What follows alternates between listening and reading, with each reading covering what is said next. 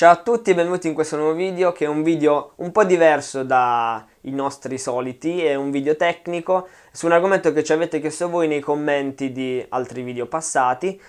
quindi anche per questo video vi chiedo di mettere mi piace, commentare, condividerlo e iscrivervi al nostro canale e cliccare sulla campanellina se volete rimanere aggiornati sui nostri video futuri. L'argomento è Euro 6 D-Temp, un argomento abbastanza complesso, cercherò di spiegarvelo. Prima di iniziare però è meglio fare una panoramica sui vari standard di emissione europeo senza andare troppo indietro, partendo dall'Euro 5 che fu introdotto ovviamente dopo l'Euro 4. L'unico problema è che non si riscontrarono i miglioramenti previsti rispetto all'Euro 4 e quindi poi nel 2014 fu introdotto l'Euro 6.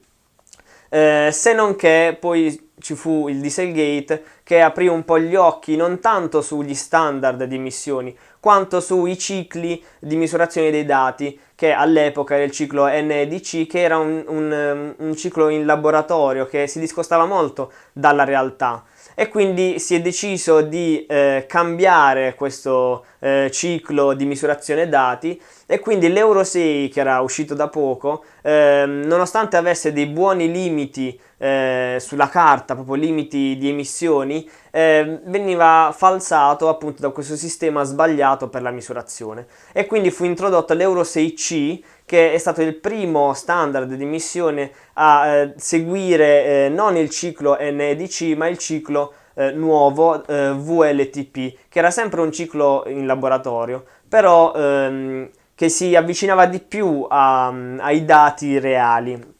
che si registrano su strada. Ma l'Euro 6C diciamo, si riferisce più che altro alle auto a benzina, era più severo diciamo sulle auto a benzina in quanto e infatti è stato l'Euro 6C che ha costretto molte case automobilistiche a dover introdurre il filtro antiparticolato anche sulle auto benzina che fino a quel momento non l'avevano mai avuto, mentre le auto diesel avevano il filtro antiparticolato già da parecchi anni. Dopo l'Euro 6C è uscito il famigerato Euro 6 D-Temp che è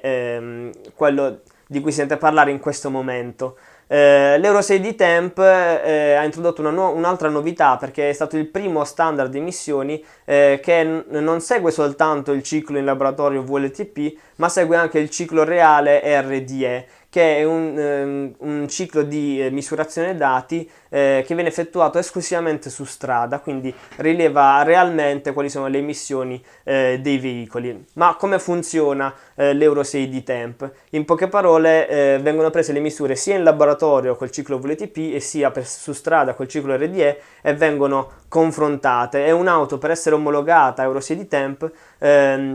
deve avere i dati RDE che non devono superare del 110% i dati misurati in VLTP. E quindi se in VLTP un'auto a benzina non deve superare un'emissione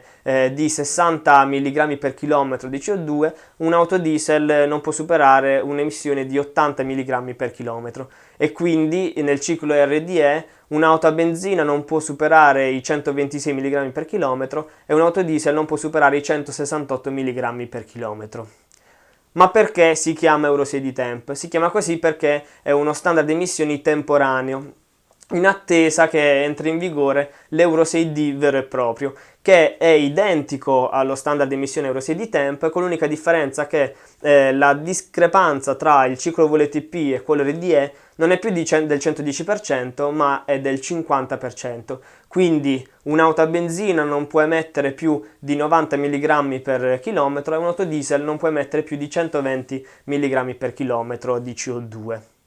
Sempre parlando degli standard di emissione, bisogna fare distinzione tra quando diventa obbligatorio omologare un'auto, cioè quando le case automobilistiche devono far rientrare negli standard le auto che omologano per poterle poi vendere sul mercato, e quando diventa obbligatorio che le auto immatricolate, quindi che circolano effettivamente su strada, debbano rispettare certi standard di emissioni. E quindi per l'Euro 6C è diventato obbligatorio da settembre 2017 che tutte le auto omologate rispecchino gli standard Euro 6C, ed è diventato obbligatorio che le auto immatricolate rientrino in questi standard da settembre 2018. Per l'Euro 6 di Temp invece da settembre 2018 è obbligatoria l'omologazione per le case costruttrici e da settembre 2019 sarà obbligatoria l'immatricolazione. Per quello che riguarda l'Euro 6D invece da gennaio 2020 sarà obbligatorio per tutte le auto omologate, da gennaio 2021 sarà obbligatorio per tutte le auto immatricolate. E quindi, siccome abbiamo appena detto che l'Euro 6 di Temp diventerà obbligatorio per le auto immatricolate da settembre 2019, quindi tra un annetto, un po' meno di un anno, allora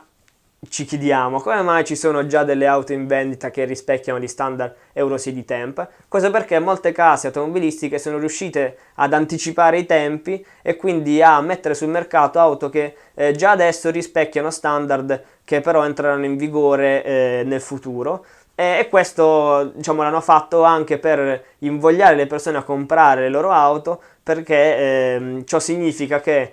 se tu acquisti adesso un'auto che rispecchia già i requisiti che entreranno in vigore in futuro, vorrà dire che potrai usarla per più tempo, perché come sappiamo, anche se non ci sono già date definitive, sappiamo che le auto diesel prima o poi spariranno, comunque verranno bandite in molte città italiane ma anche europee, e quindi è meglio prendere auto che rispecchiano, che rientrano in standard futuri, piuttosto che prendere auto nuove ma che comunque sono già vecchie, tipo degli Euro 5 e degli Euro 6, che potrebbero diciamo essere bandite prima rispetto ovviamente ad un Euro 6 di Temp. Spero quindi di aver sciolto i vostri dubbi, di essere stato abbastanza chiaro. Se non lo sono stato, fatecelo sapere nei commenti. Fateci sapere nei commenti anche se ci sono altri argomenti che non vi sono molto chiari, che sentite o che leggete spesso, di cui volete sapere più dettagli. Faremo altri video sempre in questa rubrica tecnica sugli argomenti che ci proporrete. Mettete mi piace, condividete il video, iscrivetevi al canale e seguiteci anche sugli altri nostri canali che sono Instagram e Facebook, e quindi ci vediamo al prossimo video.